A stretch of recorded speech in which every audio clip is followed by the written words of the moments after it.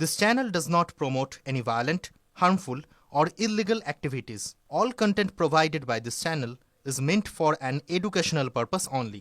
নসিমন অটোর ধাক্কায় স্কুল ছাত্র নিহত, এলাকায় শোকের ছায়া।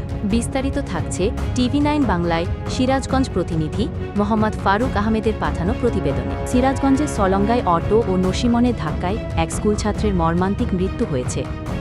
নিহত ছাত্র সিয়াম 12 স্থানীয় নাইমুরি কিষাণ উচ্চ বিদ্যালয়ের অষ্টম শ্রেণী ছাত্র ছিল। সে সলঙ্গা থানা নাইমুরি চকপাড়া গ্রামের রফিক উদ্দিনের ছেলে। মর্মান্তিক এই দুর্ঘটনাটি ঘটে রবিবার সকাল 9:30টার সময় হাটিকুমরুল মহাসড়কে নাইমুরি এলাকার স্বপ্নবিলাস কফি হাউস সংলগ্ন স্থানে। প্রত্যক্ষদর্শীদের বর্ণনা অনুযায়ী সিয়াম তার দাদার সাথে অটো গাড়িতে বাজারে আম কিনতে যাচ্ছিল। সেই সময় দ্রুতগামী একটি নসিমন গাড়ি তাদের গাড়িতে ধাক্কা দেয়। গুরুতর আহত অবস্থায় সিয়ামকে দ্রুত হাসপাতালে নেয়ার পথে মারা যায়। তার এই অকাল মৃত্যুতে গভীর শোকের ছায়া নেমে এসেছে।